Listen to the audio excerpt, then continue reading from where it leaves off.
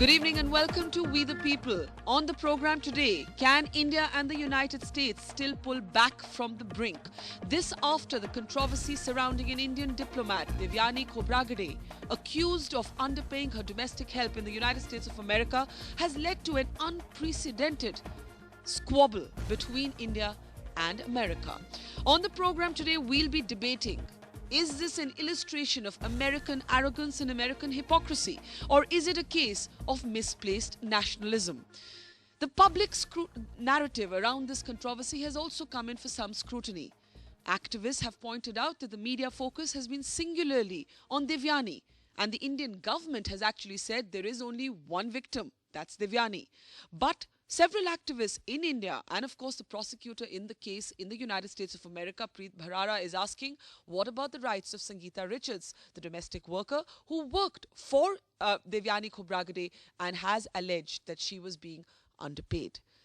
On We the People, the question that we're asking, has India been appropriate, measured and proportionate in its response to this crisis? Let me start with Pawan Verma. I start with you because you've been a diplomat and you are a politician today. Apart from that, you've also been an author, so you wear many hats.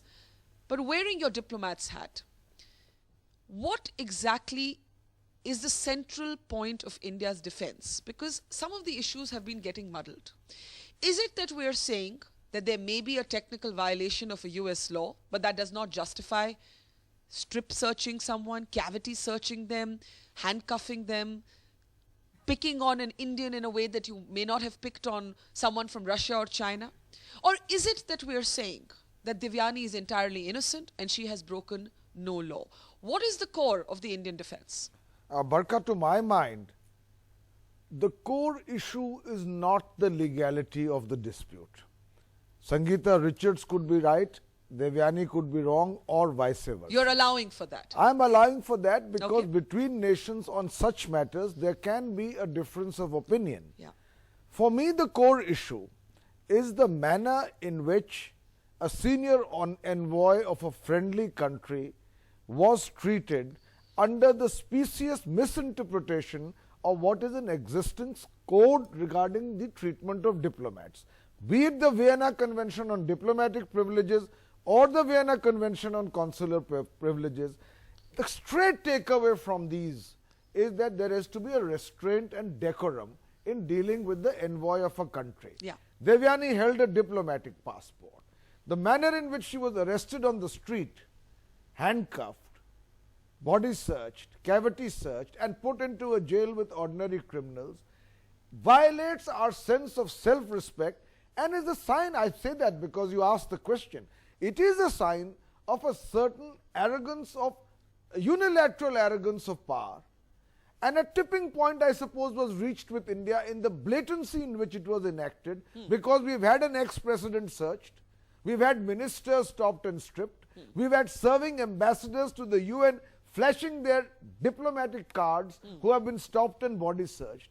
One of our problems is we haven't reacted sufficiently. And in this case, the manner in which it happened, I think, was the tipping point. Okay, before I take this to Devyani's father, Uttam Khobragade, who's sitting next to me, you are saying you're not getting into the legality or the Although illegality. I have a point of view there. I'll come back to that. But at the moment, you are saying, let's put that aside. Let's right now not quibble over whether a law was broken or not. Even if a law was broken.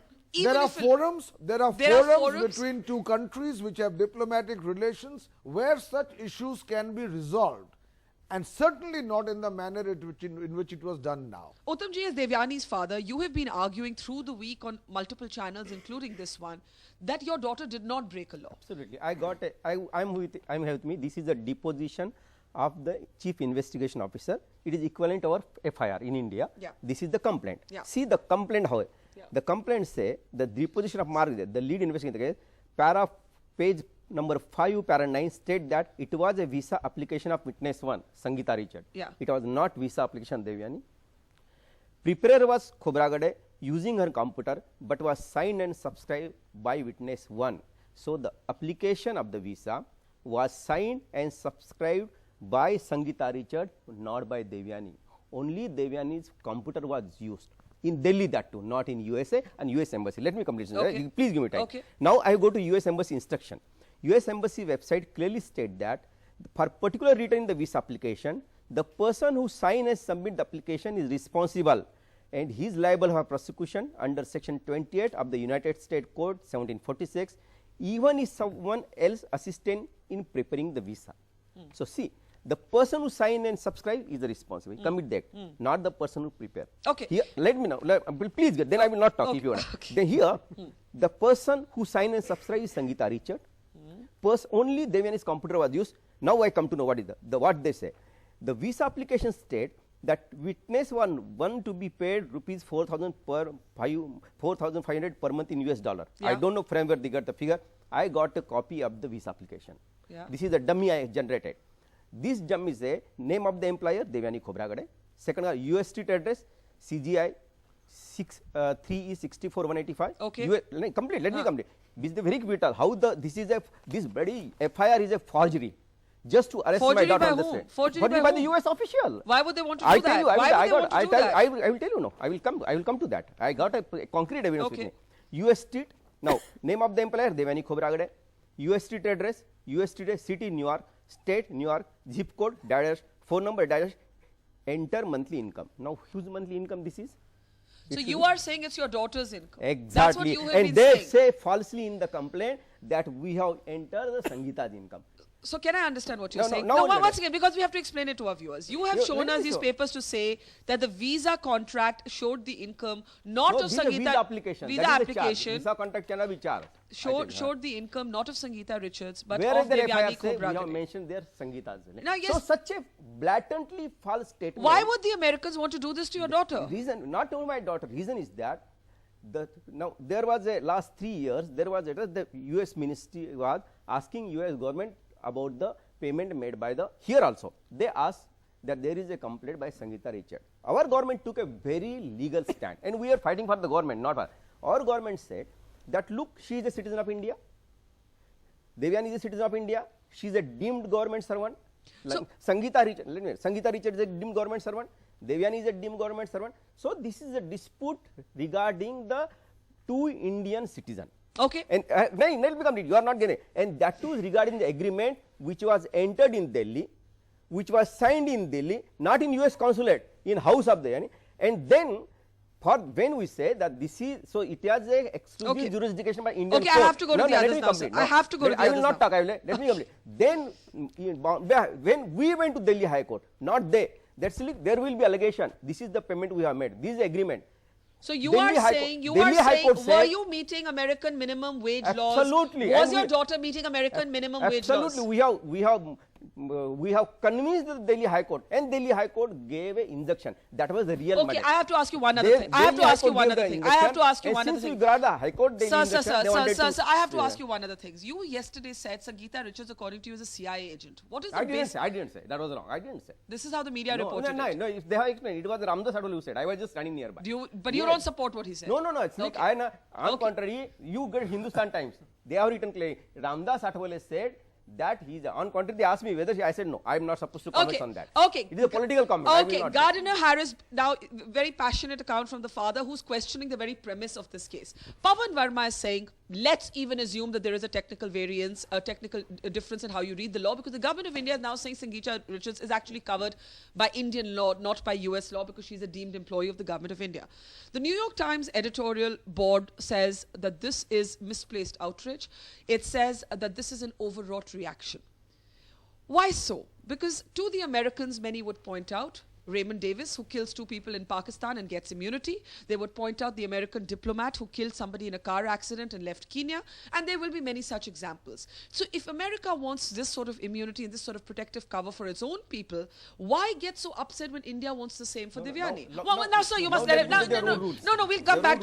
We know the rules. We know the rules. Gardiner Harris. Yeah. Well, as the token American here, I'm perfectly ready to get fire from all sides. No, here. we'll be balanced. And of course, I cannot speak for the American government. No, I think, as an American who I think also, what is whose going on newspaper from the reflected this American opinion. side. Look, I think you even tweeted this, Barker. The Indian government seemed to get less upset when the Pakistanis beheaded a soldier this past year. Yeah. The Indian government seemed to get less upset when the Chinese camped out for nearly 2 weeks in Kashmir earlier this year. It is been a shock to the United States. Let's say that her father is right in all respects. Yeah. That everything the United States did from beginning to end was wrong. His daughter is a fairly minor consular officer. This relationship is an enormously important To the Deputy Consul General. He was in charge consul general Okay, on that day. but she was okay, let him speak. Uttamji, we must hear other such people. a statement of the falsehood. That the arrest, Okay, sir, he sir, was come in on. charge consul general Sir, of all India I in think New what York. he's trying to say is that No, see the arrogance. No, Minor, come on, it come is on, a- come on, we consul must general hear each is a other. minor, sir, you are in, sir. Uttamji, Consul general Uttamji, is now a we've minor heard you, man we've consul- heard you. We must allow everybody to speak. Please, Gardiner, complete your point. Yeah. Anyway, from the American point of view, it seems India is a minor. Sir, let him speak. Come it on. seems a huge reaction to what in the United States, for instance, just the week before his daughter was arrested. 51 diplomats from Russia were arrested, charged with Medicaid fraud. They got on a plane, they left I'm sure very they'll respond, quickly. These sorts of things, you know, New York City is crawling with So diplomats. is it that you're saying it's not worth the relations being brought to this point? Or is it that you're saying that the New York Times believes that it's an overwrought reaction because it was about somebody breaking the law? And then I ask you again that if it was about somebody breaking the law, what about Raymond Davis? What about the American diplomat? I think that's what a lot of people are feeling.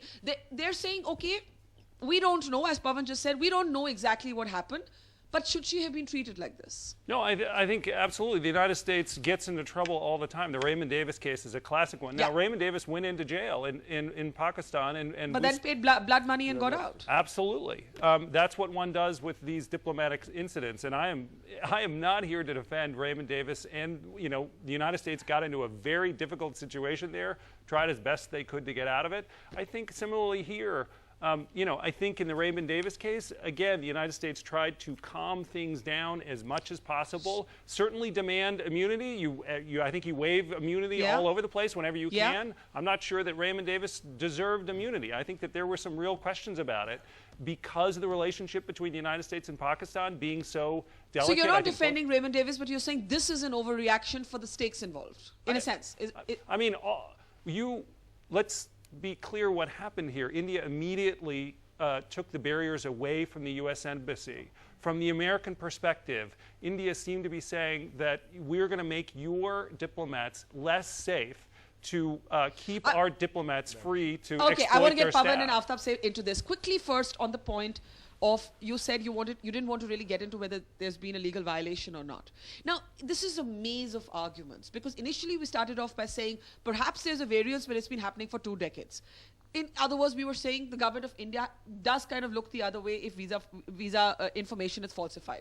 Uttam Khobragade says to that, no, it wasn't. You're saying that's besides the point. And then I want to get Ambassador Aftab say it into it Very as well. quickly, Barkha, I have a strong view on this. Yeah. And that is that this insistence on the United States to adjudicate what is essentially an eternal compact between an official passport holder and the embassy of You're India. saying it's between Sangeeta I'm and saying Devyani. to It's you, not between India and no, America. Indeed, she holds an official passport.